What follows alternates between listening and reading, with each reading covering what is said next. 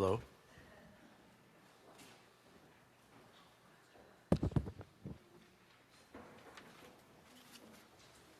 Good morning. Good morning. Good morning. And good morning to the Bell Choir. Thank you for being here on time. I'm Jim Grumbach. I'm a member of your parish committee. We are glad you are here online or in person in our beautiful sanctuary. I'd like to welcome all visitors.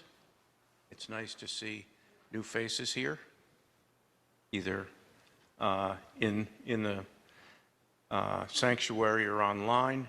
Please join us downstairs or online for community time or coffee hour following the service.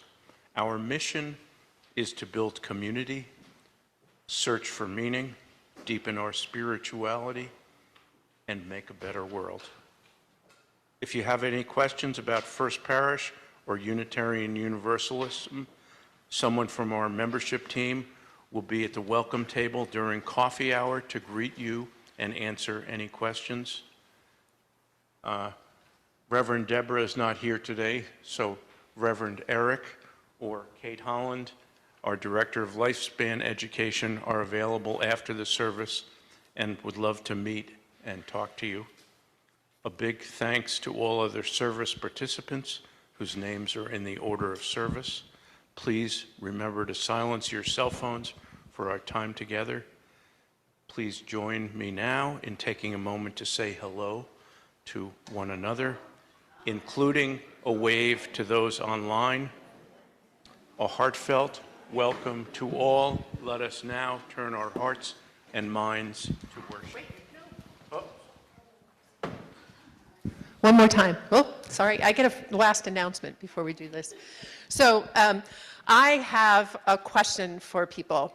So who has ever taught OWL, had a kid go to OWL, or knows anything about OWL? Who is that? Raise your hands, please. Okay. So if you have had a child that has gone to OWL, let me see, who are you? Raise a hand. Okay, so I would like to know if you're going to have to speak up loud. If you sent a child to OWL, why did you send them to OWL? Anybody? Anybody? To do what? What was it? I said to get them out of the house. To get them out of the house? Okay, well that's one reason that you could do it. To get the facts. That's true. That's true. I'm going to put you on the spot, Luca, and I'm really sorry about that. Why did you go to OWL, Luca?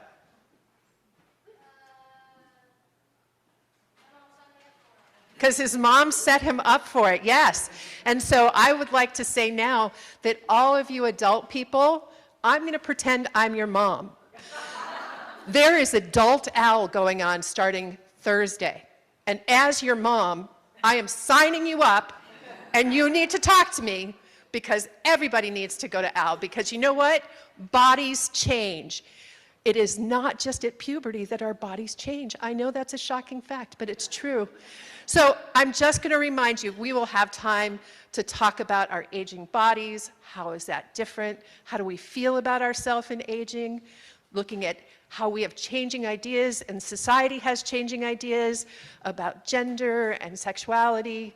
And so I, as your mother, appointed by me, am telling you that you need to go to this class to get the facts.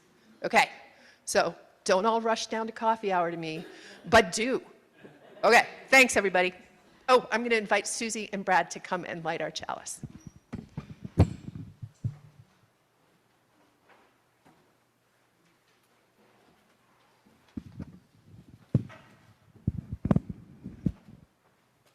So let's all say our chalice lighting together, please. The words are in your order of service. With open minds and loving hearts, we gather to search for meaning, to care for one another, and to work together for a better world.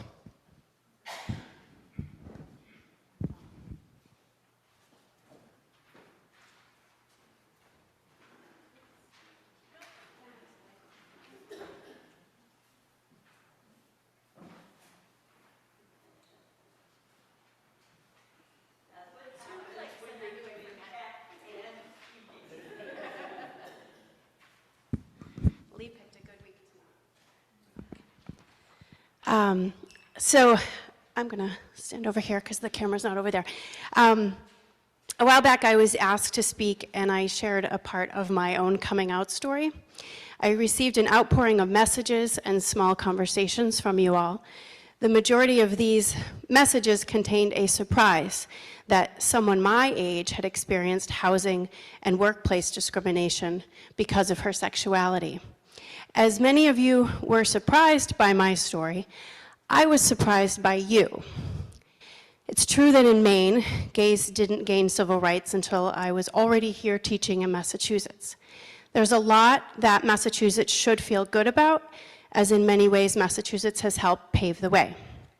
However, I think that living here, some folks imagine that things are good now for gays. It's probably similar to how many folks imagine that things are good now for people of color, now that we've had a black president.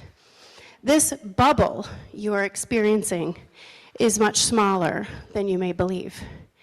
Today, I would like to share a story about my colleague, and I have her permission. She's about 10 years younger than I am. She came to us in the middle of a school year about 7 years ago. I actually remember wondering and judging how she could have left a contract in Framingham to come to Wayland mid-year.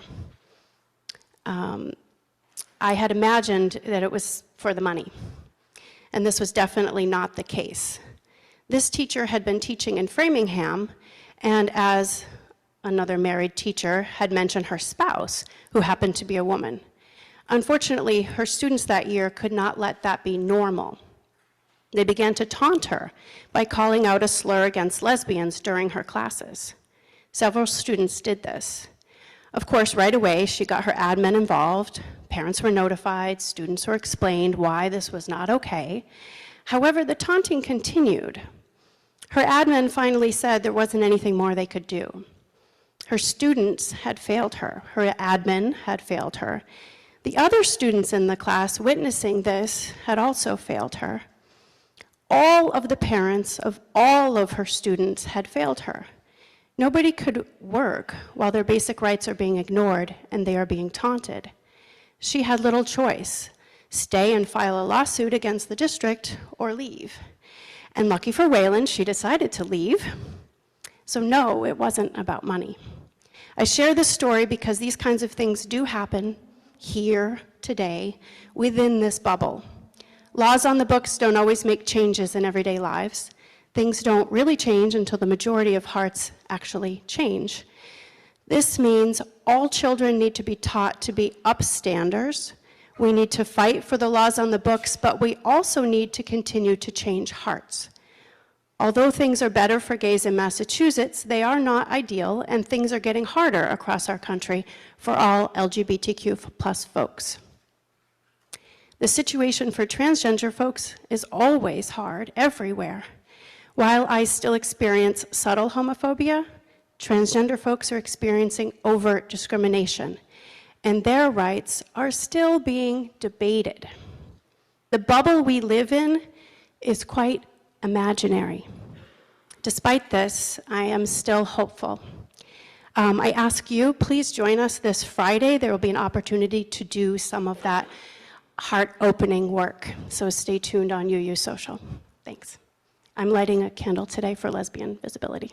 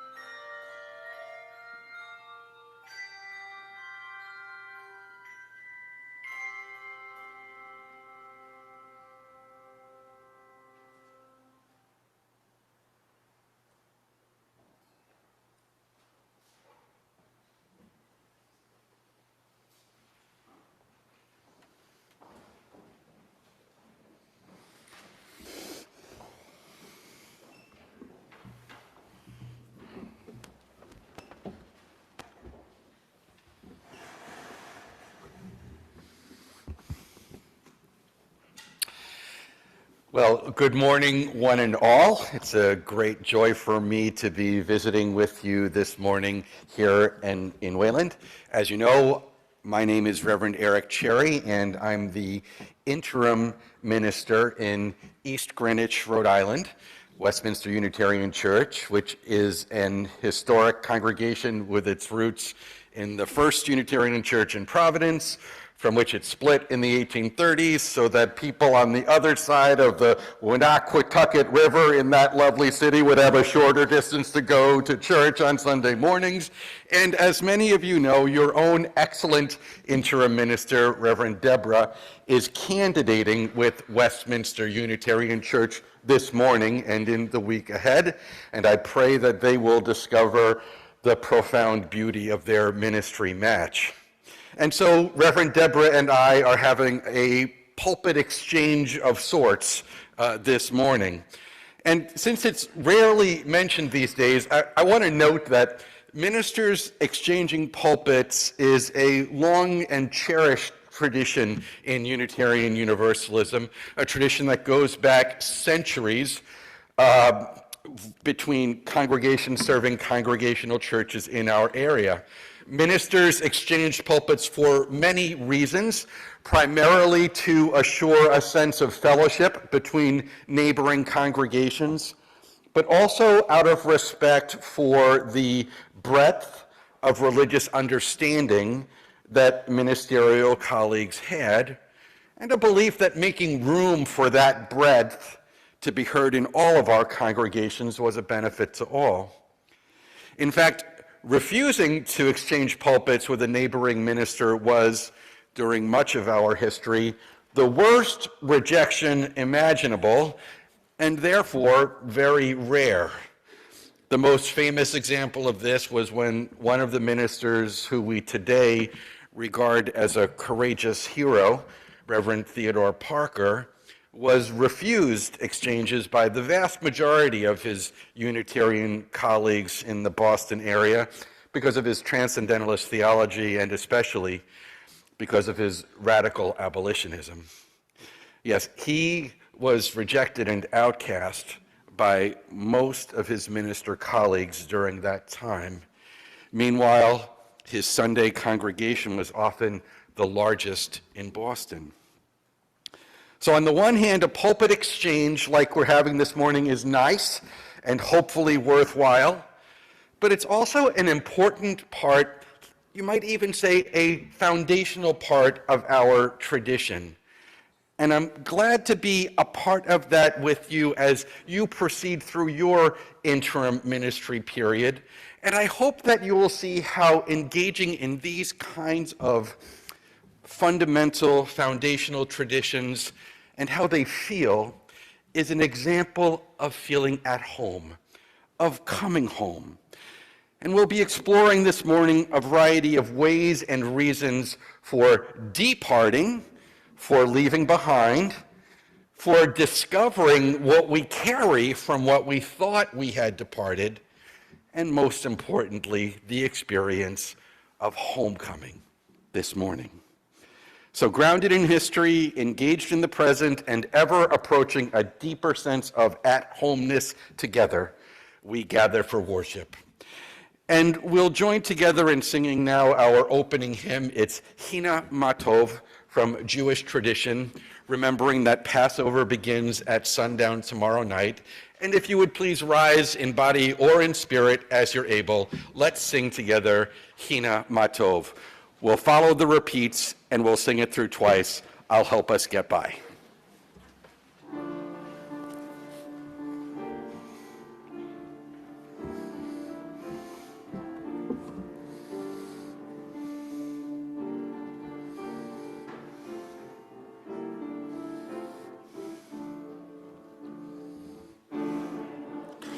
Unayim shevet ahim gam yahad hine matov umanayim shevet ahim gam yahad hine matov shevet ahim gam yahad hine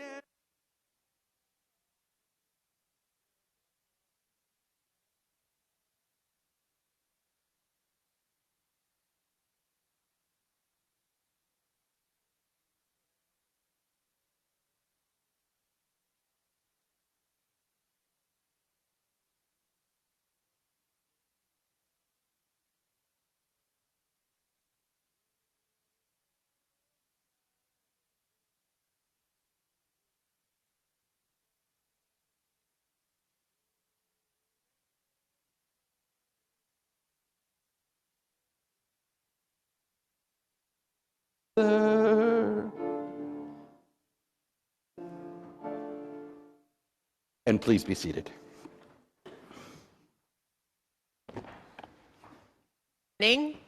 I am still Kate Holland, the Director of Lifespan Education here at First Parish, and I have a story to tell you this morning.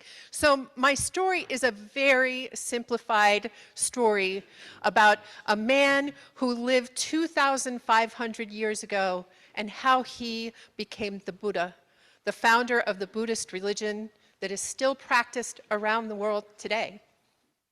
So once there was a queen named Maya, and she had an incredible dream. She dreamed that there was an elephant with 6 tusks carrying a lotus flower in its trunk. It came to her, and as it touched her side, she became pregnant instantly. Well, she woke from this dream, and she was really pleased and shared the dream with her husband, and they decided that they needed to have the wise people come and interpret the dream.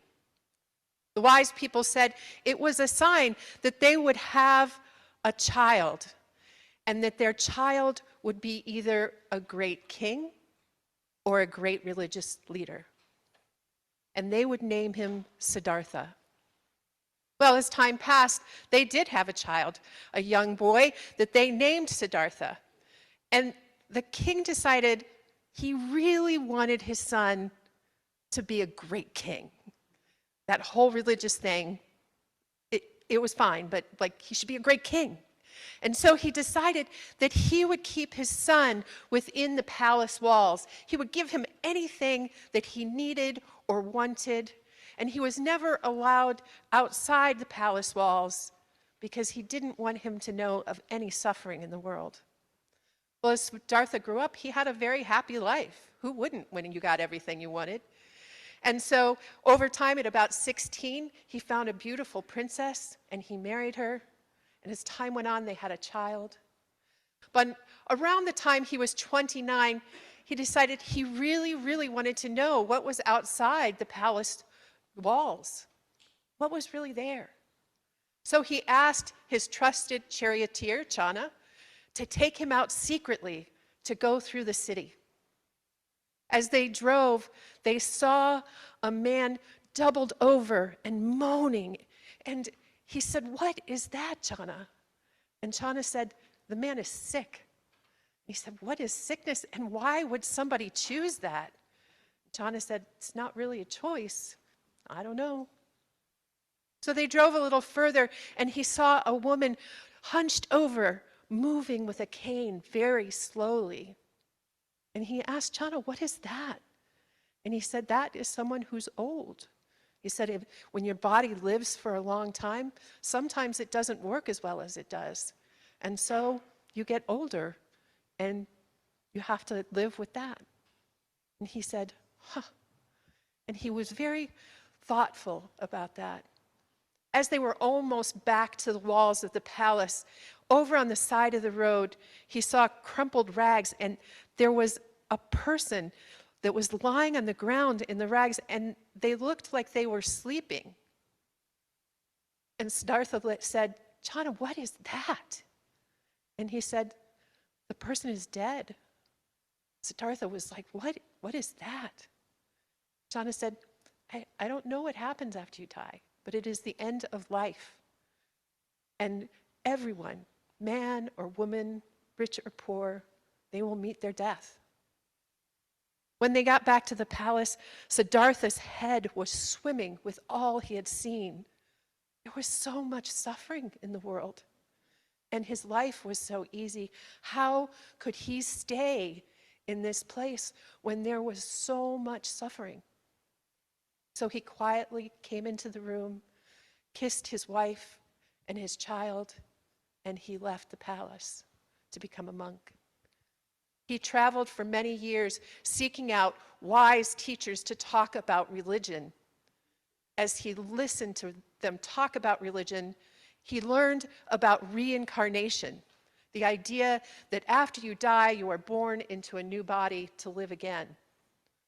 So he decided that he would live a life of bare minimum deprivation. He only drank and ate enough for him to barely survive, and he entered a state of meditation. He did this for a long time and as he did, his body weakened and weakened, and suddenly had the realization, I am so weak. I can't think about anything, about the world and suffering. I can't think about anything. I'm just really weak. And so he decided to end his time where he was not eating and drinking. And so he refreshed himself with food and water and found a tree and sat down and started to meditate deeply. Buddhist scripture says that there was a spirit called Mara, and Mara came to the Buddha while he was meditating and tempted him with all kinds of pleasures and treats and things to try to distract him from his meditation. But Siddhartha was not distracted. So after a long time, Siddhartha reached a moment of nirvana, which is enlightenment. And so after that, Siddhartha was referred to as the Buddha, the enlightened one. And the kind of enlightenment that he reached, it wasn't the kind that you can see from a lamp or the sky. It was the enlightenment inside of him that helped him think clearly, to find peace and happiness in himself. So through all that he had left and all that he had done, the Buddha finally came back to himself, into the home of himself, and he became a new person. So thank you for listening to my story today. And I'm going to invite all of our children to come on down to their Seek program with their teachers. And I'm inviting all of you to please sing us out. Nice, robust, go now in peace.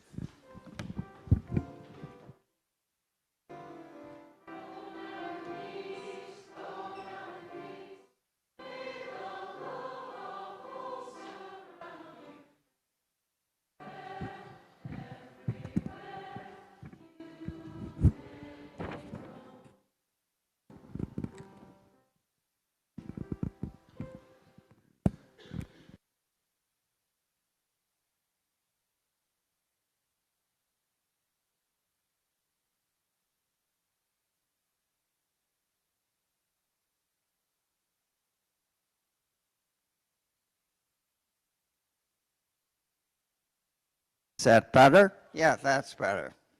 Well, I'm still Ross Trimby, and this is the time in our weekly service when we collect financial donations to the church.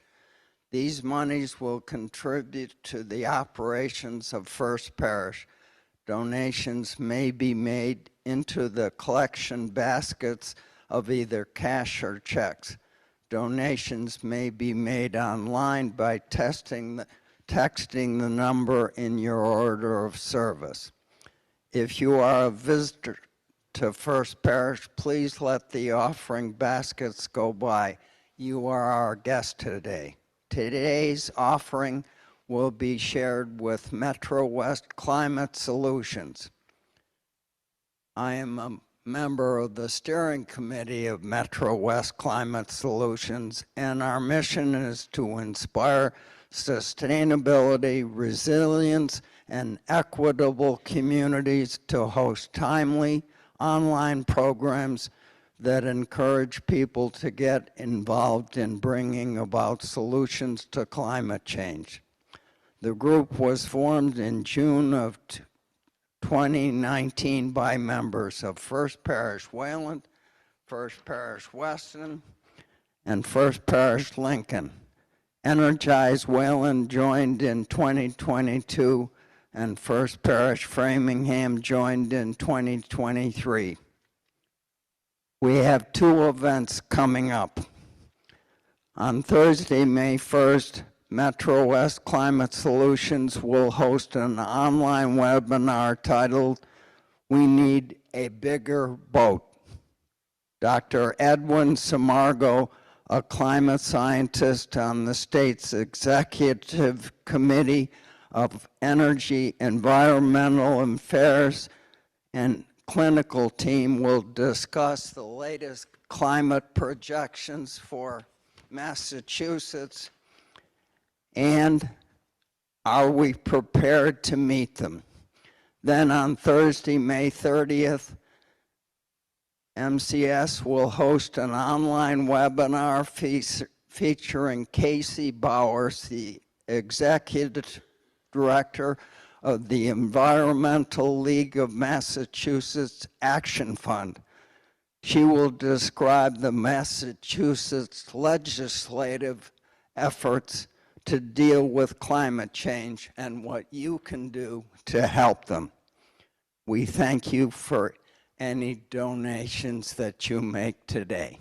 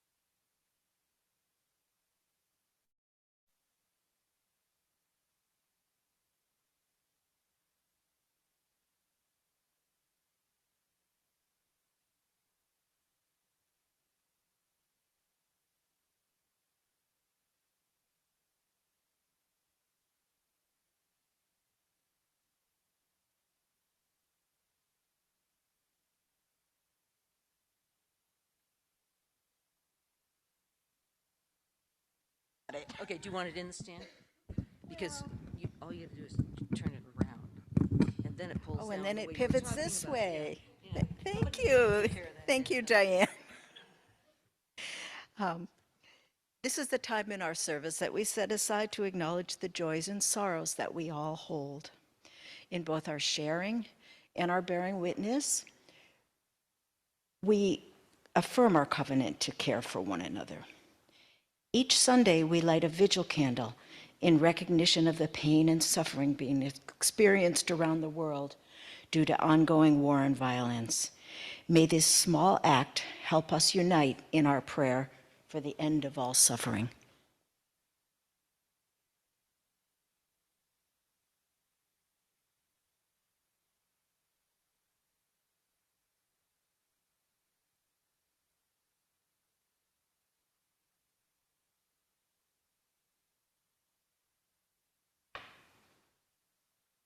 If you have a personal joy or sorrow that you would like to share, please come forward now. Who have spoken, those they have named, and those they hold in silence. May it be so.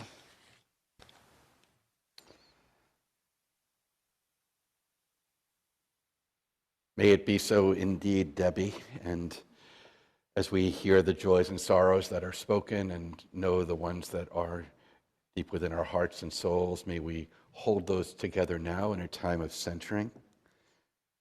I'd like to share a few words first from Reverend Howard Thurman, followed by some words of prayer.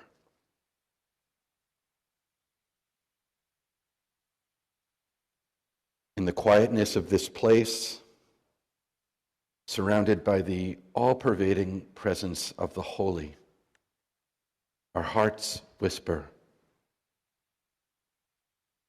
"Keep fresh before me the moments of high resolve, that in good times or in tempests, I may not forget that to which my life is committed. Keep fresh before me the moments of my high resolve." And if you would join me in prayer, with humility and hope, holding the joys and sorrows of our church and the heaviness of conflict throughout the world in our hearts, we pray in silence, extending empathy and care to the traumatized, to the hurting, to the lonely, and to the forlorn. May our spiritual care touch the lives of all, those who know joy and those who know sorrow, as we share this sacred silence now.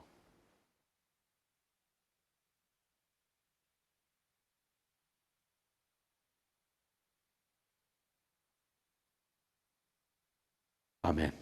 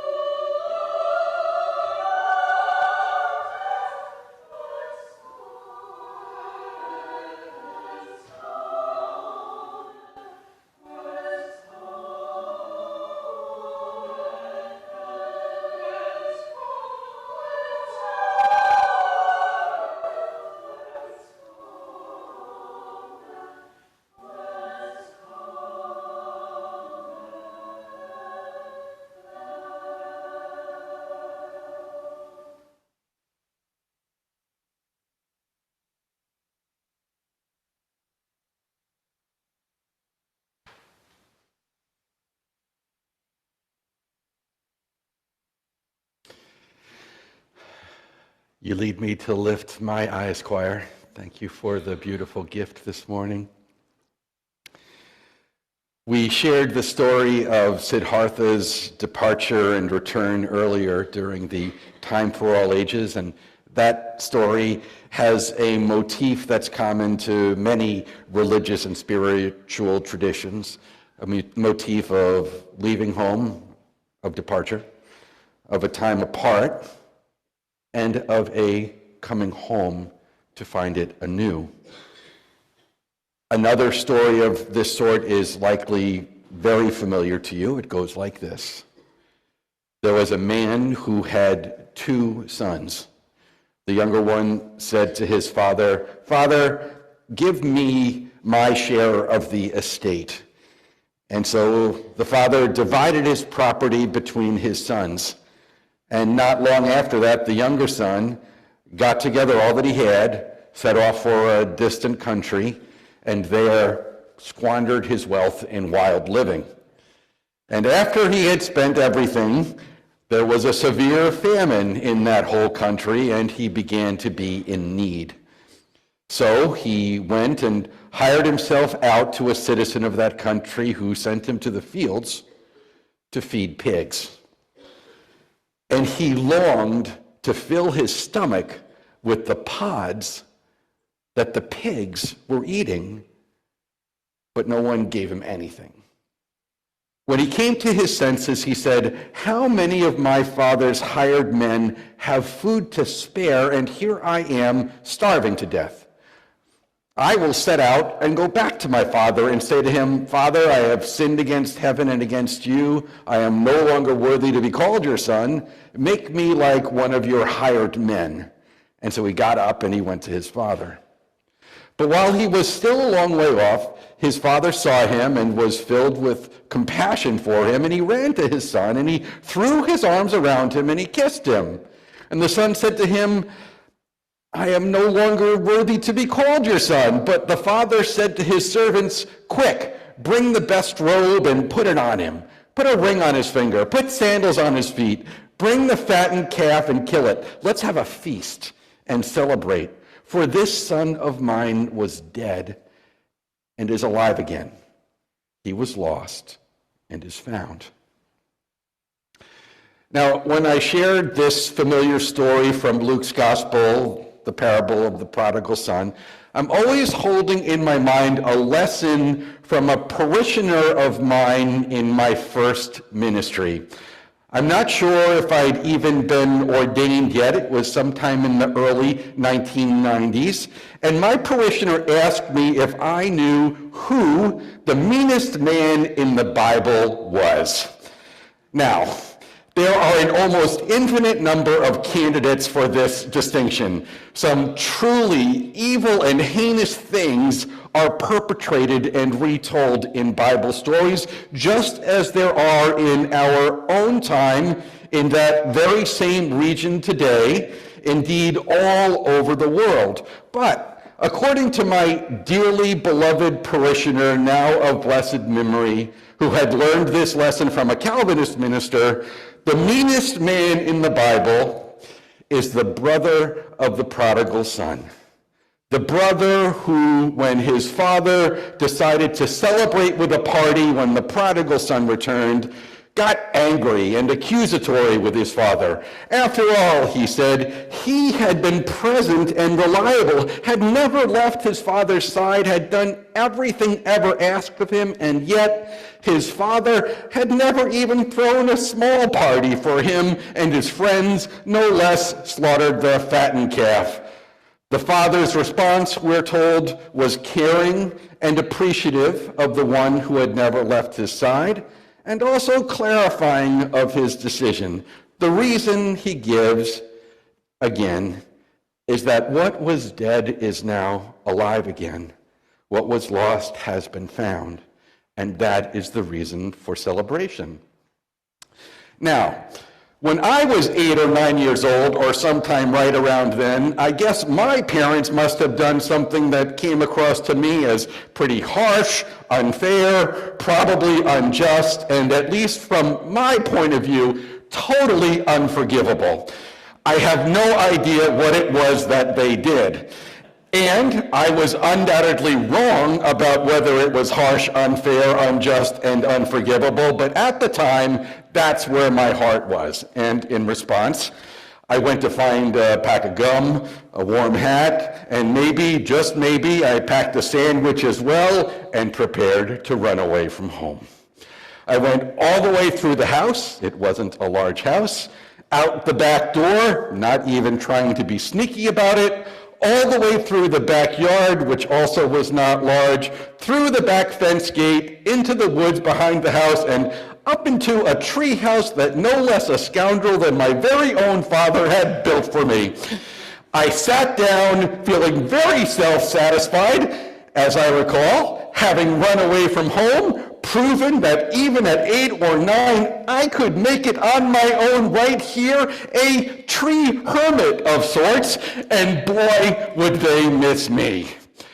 Well, as you might imagine, my provisions were gone in probably less than an hour, and the sun hadn't even begun to set yet. But I had calmed down emotionally, and feeling sure that I'd made my point, I descended the treehouse, walked back through the yard, back into the house, and lo and behold, there were no police cars or fire trucks in front of it. No search parties had been organized. Instead, my father was reading the newspaper, my mother doing something incredibly commonplace somewhere else in the house. He sort of waved at me as I came in, and I thought momentarily about running back to my hermitage to really rub it in, but ultimately decided instead to never even mention this runaway incident to anyone. In fact, you're some of the first people, aside from my best friend at the time, that know anything about the fact that this happened. Not that it wasn't a good idea, not that it wasn't a kind of civil disobedience, not that it wasn't completely cliche and predictable. And I want to add that I am well aware of the very real dangers that young people who actually run away from home, often for terribly serious reasons, experience, often because they are in dangerous situations at home and can often do nothing else but run away from it. That is a hard and a heartbreaking reality, to be sure. But the kind of running away from home that I did, to one degree or another, at one age of another, with more or less safe prospects on both sides of the departure, is probably one of our most common cultural rites of passage.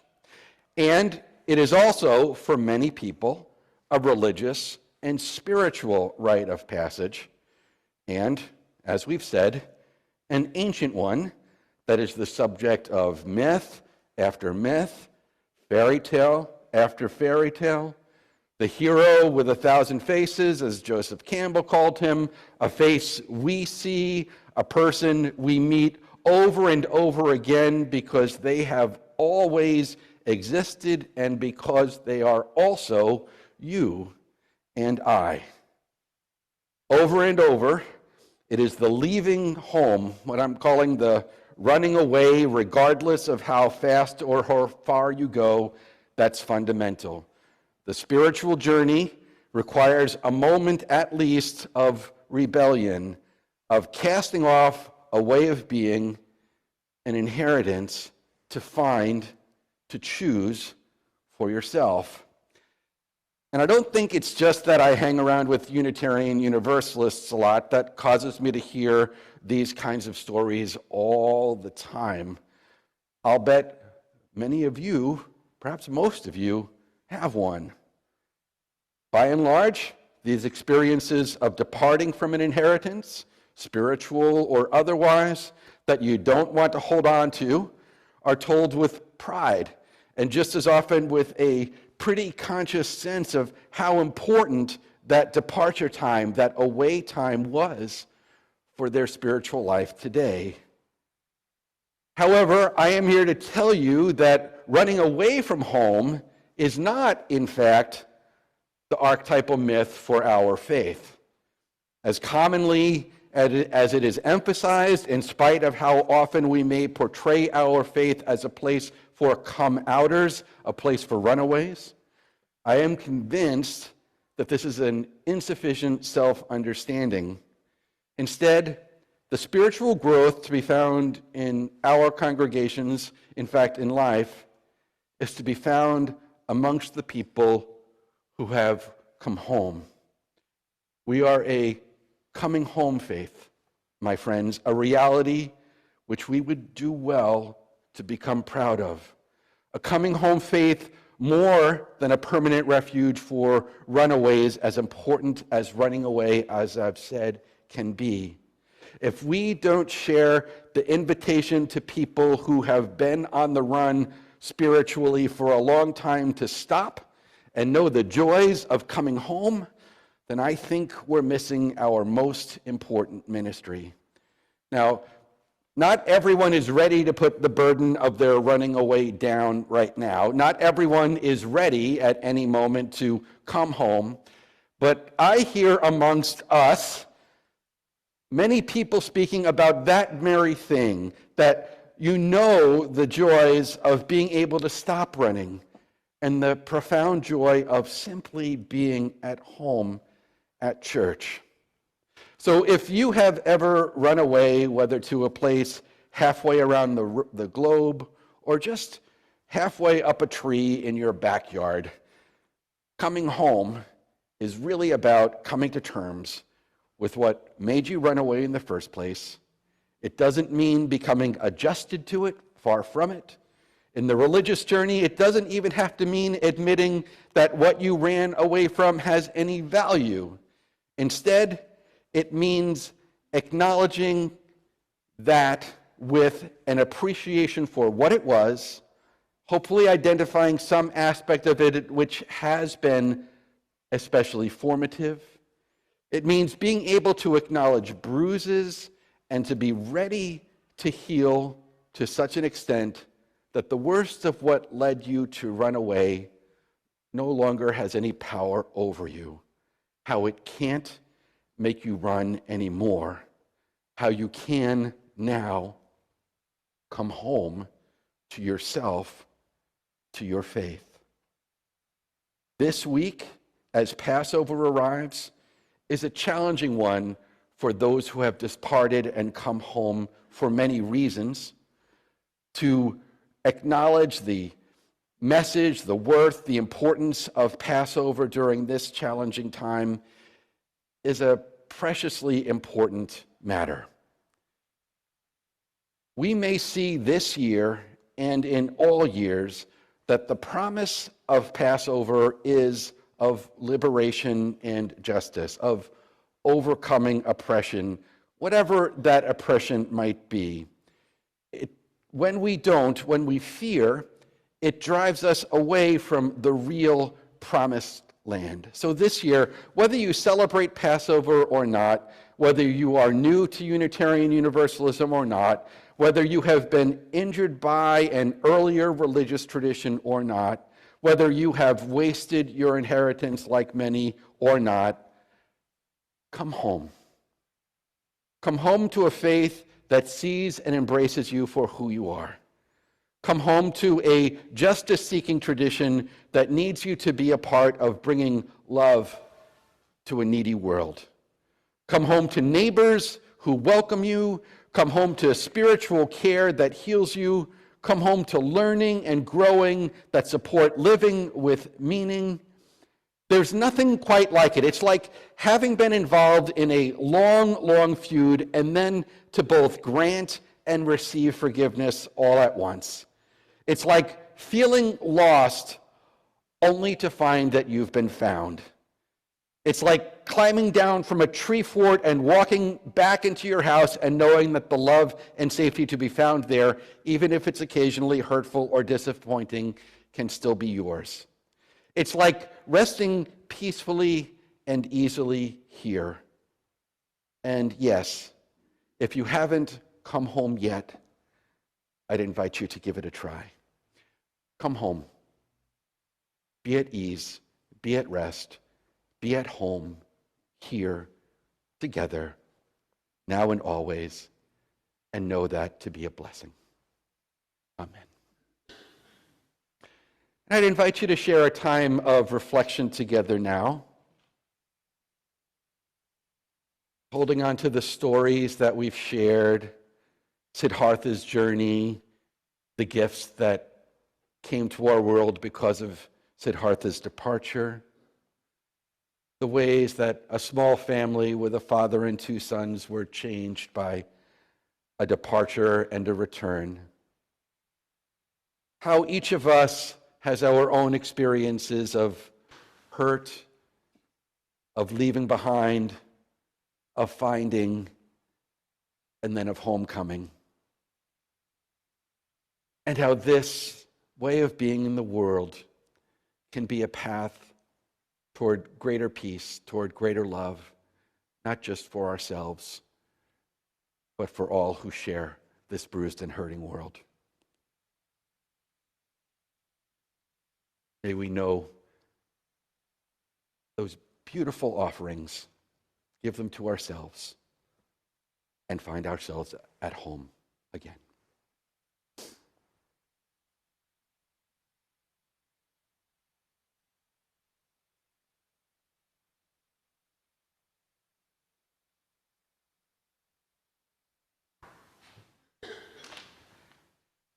And we extinguish our chalice with these familiar words each week. If you would please state them with me. We extinguish this flame, but not the light of truth, the warmth of community, or the fire of commitment. These we carry in our hearts and out into the world.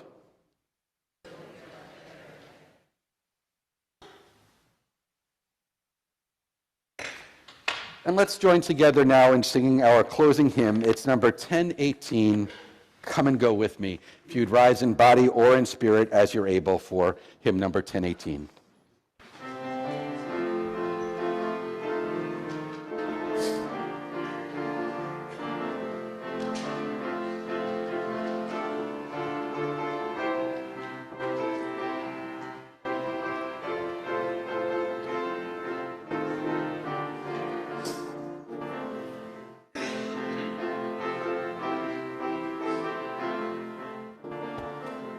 Come and go with me to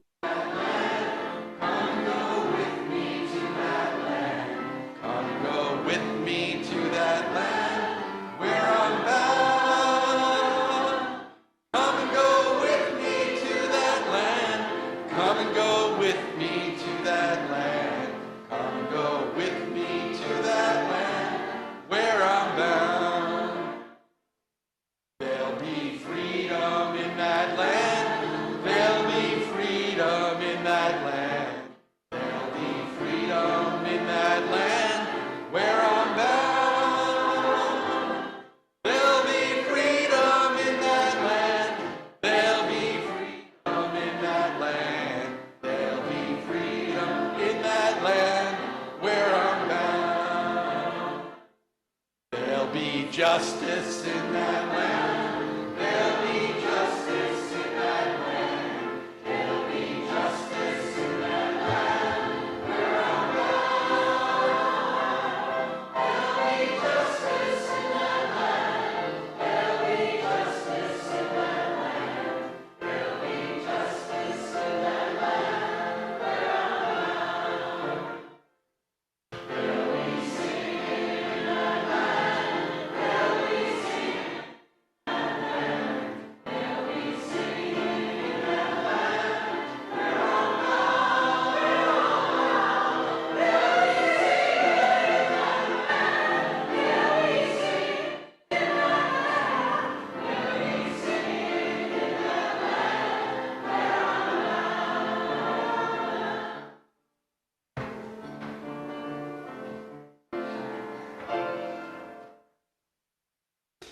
And now may we know the inheritances we receive when we receive them. May we be brave enough to test them out on journeys to unfamiliar destinations. May we risk them and grow and learn through losses and even injuries.